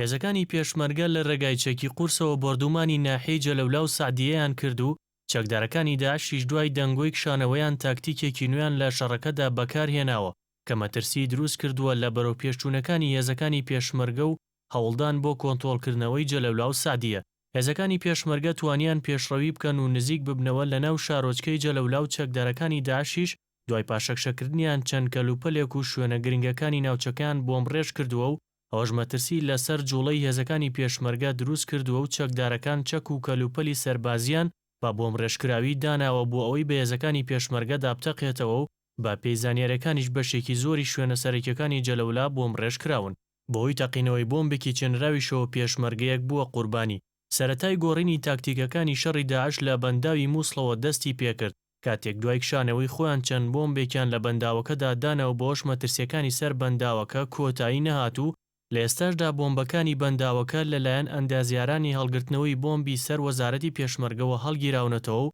بە پێو زانیاریانەی دەستێنارتیش کەوتون بەنداوەکە زیاتر لە 4 تەن TNT تیا بووە و لە ماڵێکیشدا 7 پشتیوێنی ئامادەکراوی خۆتەقانەوە گیراوە. بە پێی زانیاریەکان لە ماوەی 3 ڕۆژی ڕابردوودا زیاتر لە 15 بۆمبی چێنرا و لە نزیک بەنداوی مووسڵ و زومار و ڕەبیعا تەقیونەتەوە و بۆ وێشەوە 10 پێشمەرگە بوونەتە قوربانی و 40 پێشمەرگەش بریندار بوون. لە سەروبەندی پاشەکشەکردنی چەکدارانی داعش لە ناحیەی گوێری سەر بە قەزای مەخمور و دەوروبەریدا و پێشڕەویکردنی هێزەکانی پێشمەرگە چەند ڕۆژێکە ناوە شەڕ و پێکدادان لە نێوان هێزەکانی پێشمەرگە و چەکدارانی داعش ڕوودەدات. بە گوێرەی وتەی بەرپرسانی هێزەکانی پێشمەرگەش هۆکاری کۆنتڕۆڵ نەکردنەوەی ناوچەکە بەهۆی بۆمڕێژکردنەوە بووە. چەکدارانی داعش لە کاتی پاشەکشیان لەسەر هەر ناوچەیەک ناوچەکە بۆمڕێژ دەکەن بۆ ئەوەی هێزەکانی پێشمەرگە نەتوانن بچنە ناوێەوە و کۆنتڕۆڵی بکەنەوە. بۆش دەتوانن جارێکی دیکە بگەڕێنەوە شوێنەکانی خۆیان و لە ئامان کاتیشدا ڕێگری لە پێشڕەوی پێشمەرگە بکەن و زیانی گیانی کەمتریش بەر هێزەکانیان بکەوێت لە ڕوبەڕووبوونەوەکاندا. هێزەکانی پێشمەرگە توانیان بۆ ماوەیەک گوندی زمارەی گەورە و بچووک و کوشاف و سیاف لە ناوچەی گوێر لە چەکدارەکانی داعش پاک بکەنەوە و زەرەر و زیانی زۆریشیان پێ بگەێنن و دوای چەند سەعاتێک لەمانەوە لەو گوندانە بە بڕیاری سەر و خۆیان کشاونەتەوە و هۆکاری کشانەوەکەشیان گەڕاندەوە بۆ ئەوەی چەکدارەکانی داعش لە شوێنە ستراتیژیەکان مین و بۆمبی دەستکردیان چاندووە و ئەوەشیان وەک تاکتیکێکی نوێی داعش و گروپە توندڕەوەکان وەسف کرد. بەڵێ بەڕێزان بۆ وەرگرتنی زانیاری زیاتر ئەچینە لای هەردوو نێردراومان فەرمان محەممەد کە لە نزیک ناوچەی گوێرەوە لەگەڵمانە لە ڕێگەی تەلەفۆنەوە هەروەها نێردراومان مەریوان حەسەن ئەویش لە خانەقینەوە ڕاستەوخۆ لەگەڵمانە بۆ وەرگرتنی زانیاری زیاتر و سەرەتاش ئەچمە لای فەرمان شەو باش بە شێوەیەکی گشتی بارودۆخی ئاسایش بە شێوەیەکی گشتی لە نزیک گوێر چۆنە ئێستا. بەڵێ شەو باش خونچە دیارەوەی کە ئێمە تێبینیمان کردەوە کوتیمێ نارتی لە بەشێک لە ناوچەکانی ناحیەی گوێر دیارە سەرەتا سەر لە ئێوارە چەند هاوەنێک لەلایەن چەکدارانی داعشەوە ئاراستی هێزەکانی پێشمەرگەکران لە سنگەرەکانی پێشەوە بەڵام دواتر هێزەکانی پێشمەرگە بە سەختی وەڵاتیاندانەوە لە ڕێگەی چەکی قورسەوە بۆیە تا ئەو چرکە ساتە دوای ئەو شەڕە دەنجی تەقەیەک نابیستێ بەڵام جمجۆڵی چەکدارانی داعش ئەبیندرەیە کە لە ڕێگەی ڕۆشنایی ئۆتۆمبیلەکانیانەوە لە شوێنەکانی خۆیان بە شێکی گشتی ئەتوانین بڵێن تا ئێستا کە دوای ئەم ڕوبەڕووبوونەوەی هیچ تەقەیەشتر لەو دەڤەرەدا نەبیستاوە ئەمەش دوای ئەوە هات کە ئەو شوێنێکی ئێستا کە ئێمە قسەی تا دەکەین دیارە هێزەکانی پێشمەرگە لە دوێنێ توانیویانە ئێرە کۆنتڕۆڵ بکەنەوە لە چەکدارانی داعش پاچیان بکەنەوە بەڵام ئەوەی کە جێگای ئاماژەیە چەکدارانی داعش کە ئەمە شتێکی نوێیە بەلای هێزەکانی پێشمەرگەوە تاکتیکێکی نوێی خۆیان بەرامبەر بە هێزەکانی پێشمەرگە بەکاردێنن ئەویشەوەیە لە دوای کشانە و پاشەکشێک خۆیان دیارە ئەو شوێنانە من ڕێژ دەکەن یاخود بۆم ڕێژ دەکەن بۆ ئەوەی کە کاتێک هێزەکانی پێشمەرگە دەستنە پێشەوە دەستە ئەو شوێنانی کە مەوەتیانە کۆنتڕۆڵی بکەن پێیان بتەقێتەوە زیان بە هێزەکانی پێشمەرگە بگەێنێ ئەوە بوو لە شەڕەکەی دوێنێدا دیارە هێزەکانی پێشمەرگە دوای چوونە ناو چەند گوندێکەوە ئەم حاڵەتەیان بۆ دەرکەوتەوە حاڵەتێکی تازە و تەکتیکێکی سەربازی لەلایەن چەکدارانی داعشەوە بەهۆیەوە چەند پێشمەرگەیەک بریندار بوو و دوو لە پێشمەرگەکانیش بەهۆی تەقینەوەی ئەو بۆمبا چێندراوانە بە ئۆتۆمبیلی هێزەکانی پێشمەرگە دوو لە پێشمەرگەکان شەهید بوون. بەڵێ فەرمان بەپێی ئەو زانیاریانەی کە لاتان بێت ئەمڕۆ جۆری هێرشەکان یاخود شەڕکردن بە چ جۆرێک بۆ جۆرە بووە کە لە ڕێگەی تۆپبارانکردنی هێزەکانی پێشمەرگە بۆ داعش و هەروەها لەلایەن فڕۆکە جەنگیەکانەوە کراوە یاخود شەڕکردن لە جۆری پێشڕەویکردن بۆ کە هێزەکانی پێشمەرگە پێشڕەویان کردووە لە بەرامبەر چەکدارانی داعشە؟ بەڵێ خونچە ئەوەی کە ئێمە تێبینیمان کردووە دیارە هەرچەندە ئێمە دەنجی چەند فڕۆکەیەکمان بەم شەوە تەنانەت نیو کاژمێر بە لە ئێستا جێمە لە دەنجی فڕۆکەیەک بووە لە ئاسمانی ئەو دەڤەرەدا بەڵام ئێمە بەوان ڕوون نەبووتەوە بۆ پێی تا ئێستا هیچ وەرتمانێک نەبووە بۆمان ڕوون نەبووتەوە کە ئاخۆ ئەو فڕۆکەی جەنجیە یاخود فڕۆکەی هەڵگرە و بەسەرەوە ئاسمانەدا تێدەپەڕێت ئەمە لەلایەک لەبارەی فڕۆکەکانەوە واتە هیچ فڕۆکەیەک بەردەمانی نەکردووە ئەمڕۆ لەبارەی ئەوەی کە هێزەکانی پێشمەرگە لە پێشڕەویدان یاخود لە بەرگریدان هێزەکانی پێشمەرگەوەی کە تێبینیمان کردو ئەمڕۆکە جێگیر بوونە تەنانەت لە حاڵەتی بەرگریکردندا واتە لە هێرشکردن دانین ئەمەش دوای ئەوە دێت کە ئەمان چاوەڕوانی فەرمانی سەر و خوانەکەن و بڕیاری ئەوەیان پێ نییە لەم شەوەدا هێرش بکەن کە ئەوەی کە تێبینی کراوە ئەم شەڕا تەنها لە ڕێگای چەکی قورسەوە بۆ واتە چەکی سوک تێدا بەکار نهاتووە بەڵام ئەوەی دوێنێکە دیارە هێزەکانی پێشمەرگا بە شێوەیەکی هێرش بردن و لە پێشەوەیدا توانیان سەرکەوتن بەدەست بێن و چەند گوندێک لەو ناوچەیە لەواتە لە ناوچەی ناحیە گوێر ڕزگار بکەن و لە ئێستادا دەتوانین بڵێن تەنها سێ گوند لەدەست چەکدارانی داعش ماوە کە خاچی کوردستان بێ و پێشتر هێزەکانی پێشمەرگا تێیدا پاشەکشیان کرد بێت. بڵێ فەرمان ئەکرێت پێمان بڵێ کە ئێستا لە نزیک ناوچەی گوێر هێزەکانی پێشمەرگە لە چ خاڵێکدا جێگیرن و هێزەکانی داعشیش لە چ خاڵێکدان؟ بەڵێ دیارە سنووری جوگرافیای ناحیەی گوێر بەو شێوە هەڵکەوتووە دەکەوێتە خۆر ئاوای شاری هەولێرەوە و بە دووری 35 کیلۆمەتر ناحیە گوێر دوورە لە شاری هەولێر و دەتوانین بڵێن لە پشت ناحیە گوێرەوە هێزەکانی پێشمەرگا چەند گوندێکیان لە بەردەستدایە و دوایین سەنگەری هێزەکانی پێشمەرگە دەتوانین بڵێن بە نزیکەی 15 کیلۆمەتر لە ناحیەی گوێرەوە دوورە واتە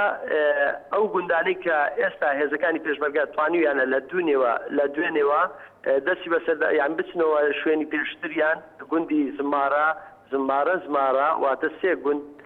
بە ناوی زمارە لەو دەڤەرەدا هەیە هەر سێ گوندەکە لە ژێر دەستی هێزەکانی پێشمەرگەدایە و گوندی ساقیەش ئەمە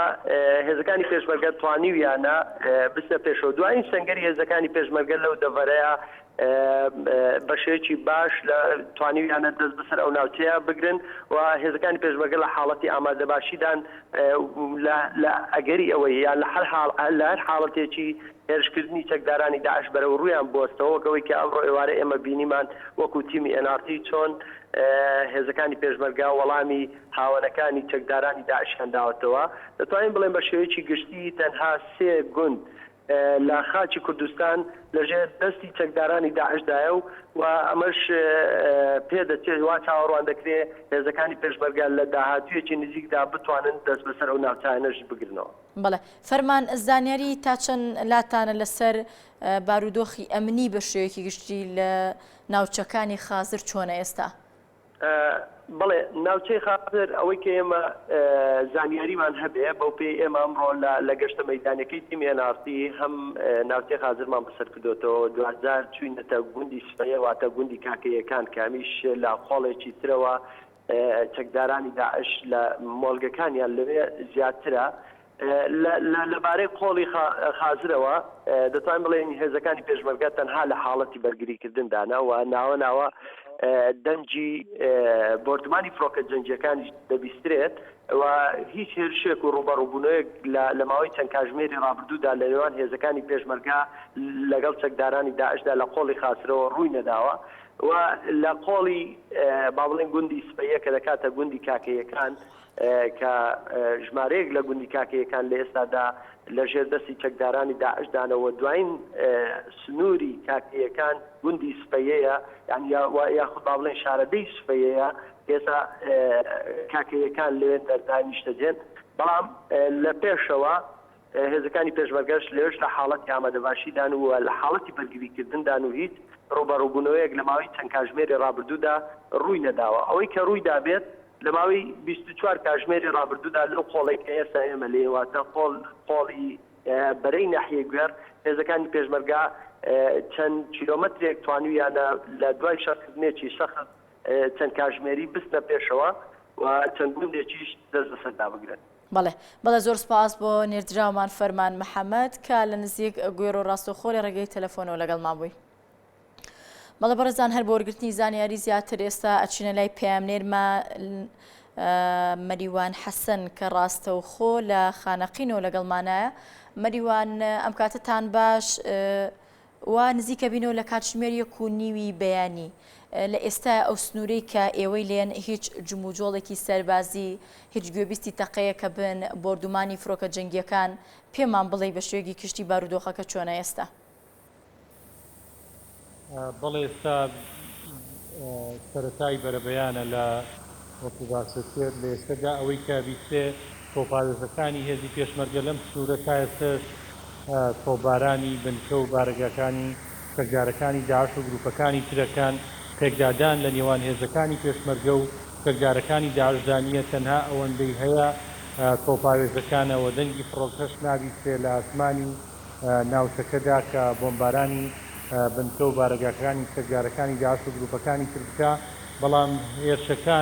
هێرشەکانی هێزی پێشمەرگەی کوردستان لە ئێستادا وەستاوە پێشێ فەرماندەکان سەرقاڵی دانانی پلانی تر بن بۆی کە دووبارە هێرش بکەنەوە بۆ کۆنتڕۆڵکردنی گەلەیلا بەڵام ئەوەی کەوتێت پێ ناچێ ئەم جاریان هێزی پێشمەرگەی کوردستان بچێتە ناو ناحەی جەلەولاوە لەبەر ئەوەی کە ئەو شارۆچکەیە بەشێکی زۆری دانیشتوانەکەی عەرەب نشینن ئەمەش وەک فەرماندەکان لە ماوەی ڕابردوودا لە کاتی کشانەوەی هێزەکانی پێشمەرگەدا ئاماژەیان پێکرد کشانەوەکەیان پاساوەکەی ئەوە بووە لەو شارۆچکەیەکە زۆر جار هێزەکانی پێشمەرگە بەبێ هۆبوونەتە قوربانی لەبەرەوە لە شەڕی ماڵ بە ماڵدا شەڕی کۆڵان بە کۆڵانی شارۆچەکەدا چەکدارەکانی داعش یەکەم شارەزان دووەم بەشێکی زۆر لە دانیشتوانی ناوچەکە کە عەرەب نشینی شارۆچەکەن هاوکاری چەکدارەکانی داعش و گروپەکانی ترن ئەمەش باگراوەندە مێژوەکەی ئەوەیە کە ئەو شارە بەشێکی زۆری دانیشتوانەکەی کورد بوون بەڵام بە بۆنەی بە هۆکاری سیاسەتی ڕژێمی پێشوی بەعسی عێراق بەشێکی زۆر لە دانیشتوانە کوردەکەی دەرکراون و عەرە پێنجاوتە شوێنەکەی کە زۆربەی دانیشتوانەکەی عەرەبی سونین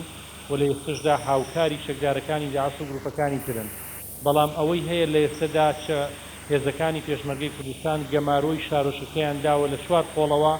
و حەسر کراون لە نێو شارۆچکەی جەلەولادا چەکدارەکانی داعش و گروپەکانی تر. بەڵێ مەریوان بە شێوەیەکی گشتی ئێستا بارودۆخی خانەقین چۆنە وەک لە ئێستا ئەوترێکە مەترسێکی ئەوتۆ لەسەر خانەقین نەماوە کەواتە ئێستا بارودۆخ چۆنە گوزەران چۆنە لەو سنوورەیە؟ حاڵەتی خانەقین لە ئێستادا دۆخی خانەقین ئاساییە بە بەراورد بە چەند ڕۆژی ڕابردوو کە زۆربەی دانیشتوانی شارەکە خۆبەخشانە لە نێو شارۆچەکەدا بوون بۆ پاراستنی دۆخی ئەمنی شارۆچەکە و گروپی میلی دروست کرابوو بۆ پارێزکاریکردن لە هەر حاڵەتێکی نەخوازدا و کە ڕووەکاتە قەزای خانەقین ئەمەش بە هۆکاری ئەوەی کە ئەم شارۆچکەیە نزیکە لە شارۆچکەی جەلەولا و شارۆچکەی سعدیەوە کە هەر حاڵەتێک هەر مەترسیەک بۆ سەر جەلەولا مەترسیە بۆ قەزای خانەقین بەڵام لە ئێستادا لەبەرەوەی دۆخەکە هێزی پێشمەرگە لە حاڵەتی بەرگریکردن دەرچووەتە حاڵەتی هێرشبردن حاڵەتی ئاسایی بۆ دانیشتوانەکەی و بۆ ناوچەکە گەڕاوەتەوە ئێستا ژمارەیەک پێش لەو پێشمەرگانەی کە لە دوێنێدا بەشداری هێرشەکانی پێشمەرگیان کردووە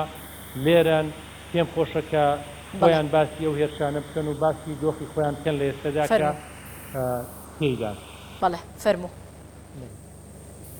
ئەگەر بکرێ ئەو هێرشەی کە دوێنێ هێزی پێشمەرگەی کوردستان کردیانی ئەو حاڵەتە ئەگەر باسی کە ئێوە هێرشتان برد بۆ سەر جەلەولا ڕوبەڕوونەکانی چەکدارەکانی داعش بەهێز بوون لە بەرامبەر هێزی پێشمەرگایەتی کە پێشمەرگەی گۆزاری کردووە تا بە خێراتیتان دەکەن هێرش لە بەیانی کە هێرشمان کرد زۆر بە سەرکەوتووی بەعزەکان لە پێشمان بوون شەڕیان دەکرد تەقیان لێ دەکردین بەرام تەقەمان لێکردنەوە و توانیمان بەسەریاندا زاڵ بین داعشەکان خۆ لەبەر توانای پێشمەرگە ڕناگرن پێشمەرگە زۆر بە توانە زۆر بە ورەیە قەوەتی چاکمان هەبوو هەموو ئەو خەڵکانەی خانەقین کەلار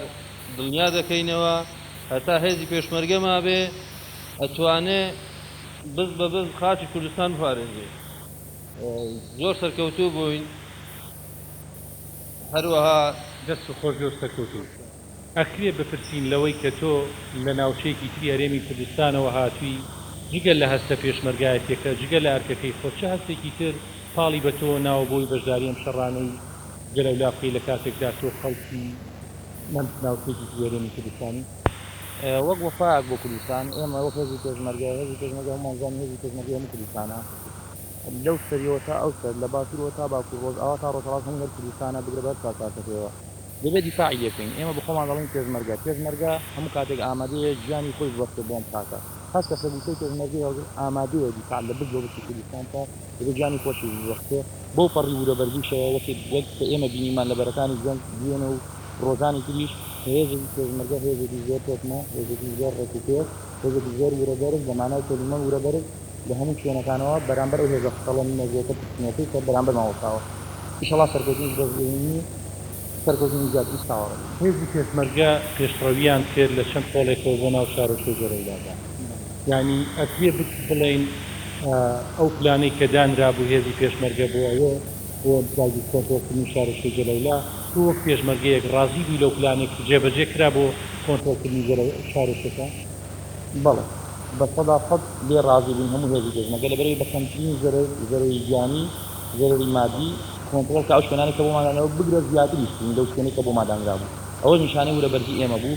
و لە تواناماندا بوو زیاتریش بڕۆین بەڵام وە خۆش لە ئاماژەکەدا بەرنامەکە تا ئەوەندە بوو ئەوەندە کە بوەرتین لێو بۆکانەکە زۆر سپاس ئەوەی کە گوێتان لێ بوو لە دوانی و پێشمەرگانە بوو لەسەر دۆخی شەڕی ئەمڕۆ و دوێنەی شار و شوێژەرەولا بەڵێ بەڵێ وەڵە زۆر سپاس بۆ نێردراومان ئەمەریوان حەسەن کە ڕاستەوخۆ لە خانەقینەوە لەگەڵمان بوو. بەڵێ بەڕێزان بۆ وەرگرتنی زانیاری زیاتر ئێستا لە ڕێگەی تەلەفۆنەوە ئەچینە لای محەممەد عازەبانی یەکێک لە فەرمەندەکانی پێشمەرگە لە دەوروبەری گوێر. کاک محەممەد ئەم کاتتان باش ئەگەر بکرێت زانیاریمان بنێ لە سەرزاری بەڕێستانەوە ئەو ناوچانەی کە پێشتر لە ژێر کۆنتترۆلی پێشمەرگەدا بوو ئێستا لەلایەن چێکدارانی داعشەوە داگیر کراوە هیچ پلانێک لە بەردەستانە هەیە کە دووبارە ئەو ناوچانە پاک بکەن و دووبارە بیخەنەوە ژێر کۆنتترۆلی هێزەکانی پێشمەرگە؟ بەڵێ زۆر سپاس شەوتان باش سپاس. ئێمە ئێستاوان لە دەی گوندی ژمارەی ساوی بەڵێ دوو گوند تێ گوند ئێستا ماوە لەژێر دەستی ئەوانە گوندێکیشان چۆڵە لە بین ئێمە و ئەوانە ئێمە زۆر نزیکی لەو گوندەوە هەچەند ئازادمان کرد دوێنێ گوندەکە بەڵام ئێستا چۆڵە ئێستا لە بینی ئێمە و ئەوانایە لە ئێمەوە نزیک نەک لەوانەوە ئێمە زۆر نزیکی نووسەیترین بەسەریا بەڵێ گوندەکە هەمی میمڕێژ کراوە بۆی تایە و زۆر تێنتێکی زۆریان تیادا نابوو لەبەرەوە ئێمە تۆزە پاشەکشەمان کردوە لە گوندەکە ئەوتێن لە نزیکی گوندەکە و دوو گوندی کەماوە لە سنووری ئەو سنوورەی ئێمە تەنیا دوو گوند ماوە لەژێر دەسەڵاتی ئەوان نابێ و ئێمەش چاوەڕێی بڕیار و سەروی خۆمان دەکەین کەی ئەمەرمان پێ بکەن ئەتوانین زۆر بە زووتری زۆر کات بە ئاسانی بچینە ناو گوندەکان و لە گوندەکانەوە دەریان پاکیان کەینەوە. بەڵێ کاک محەممەد لە ئێستا ئێوە کە لە کاتی پێشڕەویکردنا هیچ تیمێکی تایبەت هیچ ئۆتۆمبیلێکی تایبەتتان هەیە کە بتوانرێت ئەو ناوچانەی کە بۆمب ڕێژ کراوە لەلایەن داعشەوە تیمە با بڵێن ئەو بۆمبانە پوچەڵ بکرێتەوە پاشان هێزەکانی پێشمەرگە بتوانن پێشڕەوی بکەن یان تا ئێستا ئەو تیمەتان نییە؟ تیمەکانمان هەیە بەڵام لەبەرەوەی ئەو ئەبێ هێزی پێشمەرگە شوێنەکە پابکاتەوە لەوان اینجا تیمەکە ئەتوانێت چونکە تیمەکە هیچی پێ نییە مقاومە بەرگری بکات لە خۆی ئەبێ هێزی پێشمەرگە مەتیقەکە پابکاتەوە اینجا ئەو بێت لە دوای هێزی پێشمەرگە پاکی بکاتەوە بەڵێ زۆریشان لێ لە میمەکانیان هەڵگرتەوە لە تێنتەکانیان پوچەڵ کردەوە بەڵام هەر زۆری تیاماوە ئێستاش زۆری تایە لەبەرەوە ناتوانین بچینە ناو گوندەکەەوە. بەڵێ کاک محەممەد ئاماژەت بۆیە کە ئێستا سێ گوند ماوەتۆ لە ژێر دەسەڵاتی با بڵێن چەکدارانی داعشایە ئەو گوندانە کوردنشینن عەرەبنشینن وەک ئەوەندەی زانیاریتان هەبێ؟ ئەوەندەی زانیاریمان بێ ئەو گوندانە ئەو گوندیان کە ئەڵەم لە بینی ئێمایە چۆڵە کەسی تیانە ئەوانی تیان نە ئێمەی تاین کەسی مەدەنیشی تیانە دوو گوندەکەی تر هەردووکیان کورد و عەرەب تێکەڵن کوردنشینن بەڵام عەرەبیشی تایە دوو گوندەکەی ئێستایتر ئێمە چاوەڕێی بڕیارین هەست کاتێک هەست ساتێک سەروی خۆمان بڕیارمان بۆ بدا ئێمە ئامادەین و لە ئامادە باشی داین دەست بگرین بەسەر گوندەکانە. بەڵێ کاک محەممەد لە ئێستایە ئەو گوندانەی کە دەوترێت هێزی چەکداری داعشی لێ ئەوەندەی زانیاریتان هەبێت تەنها چەکدارانی داعش لەو ناوچانن یان گروپی چەکداری توندڕەوی تریشی لێ؟ بێگومان گروپی چەکداریکەیشی لێ حسێقانی تایە نەقشبەندی تایە زۆربەی خەڵکی مەتیقەکە عارەبەکانی ئەو سنوورە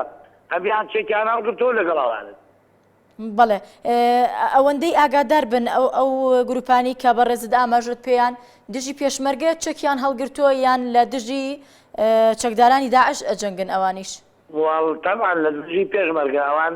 بەرەوڕووی پێشمەرگە ئێستاورنەوە ئێستا ئەو گوندانە ئەو دوو گوندە نا چونکە ئەو دوو گوندە زۆربەی زۆریان کوردن ئەوانەیشی کە عەرەبن ئەوانە هەمیان هاتوون لە سنووری کوردستانەوە هەمی لە ناو سنوور و مەتێقەکانی خۆماندان بەس گوندەکانی تر ئەوانەی دەور و پشتی ئەو گوندانە ئەو بەری زێکە ئەو بەری ئاوەکە ئەوانە هەمیان زۆربەی زۆریان چەکیان هەڵگرتو و لەگەڵ ئەوان و دژی پێشمەرگە جەنگن. بەڵێ کاک محەممەد بە شێوەیەکی گشتی ئێستا ئەتوانرێت بوترێت کە مەترسێکی ئەوتۆ لەسەر ناوچەکانی گوێر و مەخمور و سنوورەکە بە گشتی نەماوە؟ یعنی من دڵنیایانەکەم خەڵک لەبەرەوەی جەبەی مەخمور تۆزە لە ئێمەوە دوورە ئێمە لە گوێڕین ئێمە لە دەرەوەی گوێڕین لە دووری گوێر لە گوندەکانی پێشەوەی گوێڕین خەڵکی گوێر ئێستا من دڵنیایانەکەمەوە هەچ کەسێک هەز عایلێ هەز ماڵێ بێتەوە زۆربەیشی خەڵکیشی زۆر بۆ هاتێتەوە خەڵکیشی زۆر تایە ئەوەی تریشی بێتەوە لەبەرەوەی پێشمەرگە وەکو پۆڵا وەکو ئەوەی چۆن شورایەکی پۆڵایی من بۆ خەڵکی گەلی کوردستان ئاوا شورایەکی پۆڵاین بۆ هەموو کوردستان و بۆ ئەو جەبەیە و بۆ مەنتیقەی گوێر. بەڵێ کاک محەممەد لە ئێستاە ئەو ناوچانی کە لەژێر هێزەکانی چەکداری داعش ماو نەتەوانێ ئەگەر بێت و لە حاڵەتێکا پێشمەرگە پلانی هەبێ بۆی پێشڕۆی بکات هیچ گوێبیستی هیچ بردومانێکە بن لەلایەن فڕۆکە جەنگیەکانی ئەمریکا یاخود فڕۆکە جەنگیەکانی عێراقەوە ینی پێش ئەوەی کە پێشمەرگە هێرش بکە؟ بەڵێ ئارەوەڵا زۆربەی ئێمەش کە ناهڵن و ئەمرمان پێ ناکرێ هەر لەبەرەوەیشە لەبەرەوەی پێشمەرگە و چەکدارانی داعاگەر ئێمە نزیک بینەوە لەوان دەوانێت چارەکە بە هەڵە بدا لە هێزێکی پێشمەرگە لە کۆمەڵە پێشمەرگە لەبەرەوە ئەوە پلانی خۆیانە وەکو سەرکردایەتی وەکو قایدەکانی ترە خێ ئەمر بێ ممکن ئێمە ئامادە باشین و ئەتوانین بە زووترینی کاتیش دەستگرین بەسەرەوە دوو گوندان. بەڵێ محەممەد عازەبانی یەک لە فەرماندەکانی پێشمەرگە لە دەوروبەری گوێر زۆر سپاس دەکەین کە ڕاستەوخۆ لە ڕێگەی تەلەفۆنەوە لەگەڵمان بوویت. بەڵێ بەڕێزان دوایین وێزگەی ڕووماڵەکەمان کۆتایی پێئهێنین ئەویش بە دوایین زانیاری سەبارەت بە دۆخی شاری هەولێر و هەروەها بە شێوەیەکی گشتی دۆخەکە بزانین لە شاری هەولێر چۆنە بۆ ئەو مەبەستە ئەچین لای پامنێرمان کاوە عەبدولقادرمان لەگەڵ لای ڕاستەوخۆ کە لە شاری هەولێرەوە لەگەڵمانە کاوە ئەم کاتتان باش بە شێوەیەکی گشتی بارودۆخی ئەمنی لە هەولێر چۆنە؟ بەڵێ سڵاوتان لێبێ ئەو کاتتان باش دیارە بە شێوەیەکی گشتی بارودۆخی ئەمنی لە شاری هەولێر جێگیرە هەرچەندە سەر لە ئێوارە بەهۆی ئەو تەقینەوەی ئەو بۆمبەلکێنراوەی بە ئۆتۆمبیلەکەەوە لە بەردەمی پەیمانگای تەکنیکی هەولێر ڕوویدا بارودۆخەکە تۆزێک شێوا بوو سەرەتاکە بەڵام لایەنە ئەمنیەکان توانیان کۆنتترۆلی بارودۆخە بکەن و توانیان دڵنیایی بدەن بە هاوڵاتیان کە لە ئێستادا بارودۆخەکە جێگیرە و هەر لەو کاتەوە تا ئێستا ئێمە بە ناو شەقامەکانی شاری هەولێر دەسوڕێینەوە دەبینین خەڵک بە شێوەیەکی گشتی لە بارودۆخێکی جێگیردایە و دوکانەکان کراونەتەوە هاتوچۆ ئاعتیادیە وەکو ئێستا دەبینن کە کاتژمێر بۆ دوو دەچێ بەڵام هاوڵاتیانی هەولێر لە شەقامی ئیسکان تا ئێستاش لە ناو بازار ماونەتەوە ئەوانەی دوکاندارن دوکانەکانیان کردوتەوە هاوڵاتیانی تر ئێستا بەشێکیان سەرقاڵی نان خواردن و کات بەسەر بردنن کە تا زۆربەی شەوەکان تا سعات یان کاتژمێر سێی شەو هاوڵاتیان لەو شەقامە دەمێننەوە ئێمە بۆ وەرگرتنی ڕای هاوڵاتیان لەسەر بارودۆخی ئەمنی شاری هەولێر بەگشتی و ڕۆژ کاوە پێشی بچتە لای ئەو هاوڵاتیانە دوو پرسیارت ئاراستاکەم و دواتر دەتوانی ڕای هاوڵاتیەکانمان بۆ بگوێزیتەوە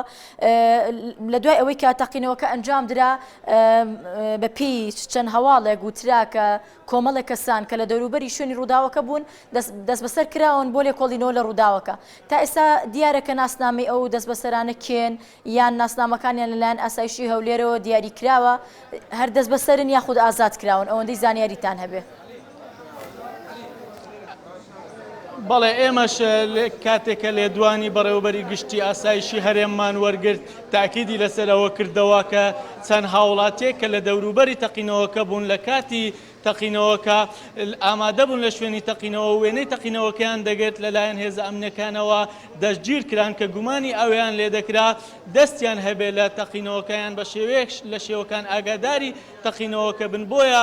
وێنەی تەقینەوەکەیان دەگرت بۆ ئەم مەبەستە بۆ لێکۆڵینەوە برانە شوێنی لێکۆڵینەوە لە دەستگا ئەمنیەکان بە تایبەتیش ئاسایش بەڵام لەو کاتەوە ئێمە هەوڵماندا کە زانیاری زیاتر لەسەر ئەو کەسانە وەربگرین ئایا ئەو کەسانە ئازاد کراون یاخود هەرماون لە ژێر لێکۆڵینەوەدان بەڵام هێزە ئەمنیەکانی شاری هەولێر بە بیانووی دزەنەکردنی زانیاریەکان و بە بیانووی ئەوەی کە لە ئێستادا ڕووداوەکە لە ژێر لێکۆڵینەوەدایە بۆ ئەوەی زانیاریەکان کاتە تا ئێستا دەرنەکەوتووە کە کێ ئەنجامدەری ئەو تەقینەوانە بۆ یاخود چ لایەنێک لە پشت ئەنجامدانی ئەو تەقینەوە بووە؟ بەڵێ تا ئێستا دەرنەکەوتووە چونکە لە دوایین لێدوانیدا بەڕێوەبەری ئاسایشی هەولێر ڕایگەیان ئەگەر گەیشتینە دوایین زانیاریان لێکۆڵینەوەکانمان تەواو بوو ئەوە بۆ ڕای گشتی بڵاوی دەکەینەوە کە ئەو کەسانە چێن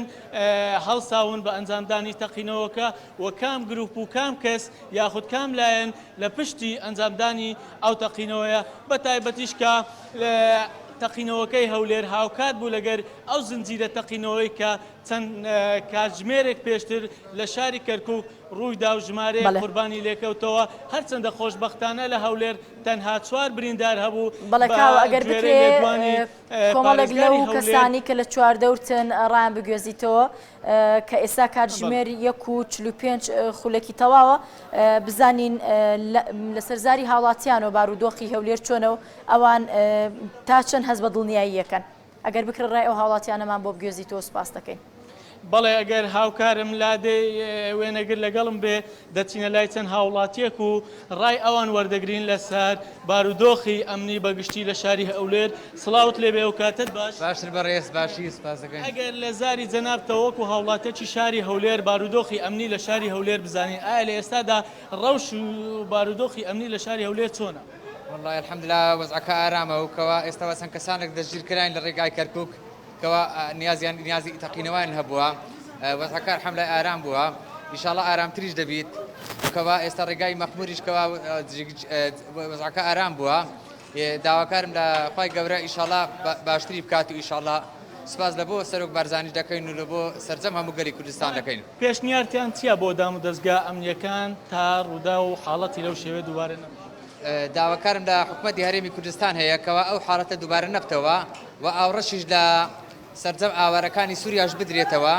و ئاوڕەشیش لە خەڵکی گەلی کوردستانش بێرێتەوە و زۆر سپاسان دەکەم. زۆر باشە دەچینە لای هاوڵاتێکی تێرە سڵاوت لێبێ ئەگەر بکرێ پێمان بڵێ لە ئێستادا بەو کاتە درەنگە تۆ چۆن هاتوویتە بازار و چی دەکەیت؟ وەکو کاسبکارێک لەو شەقامان بلعکس ئەمڕۆکە بازارمان بەکو لە ڕۆژان خۆشتریش بوو بەڕاستی. بەڵێ هەستت نەکرد جیاوازی هەبوو لەگەر ڕۆژەکانی تر؟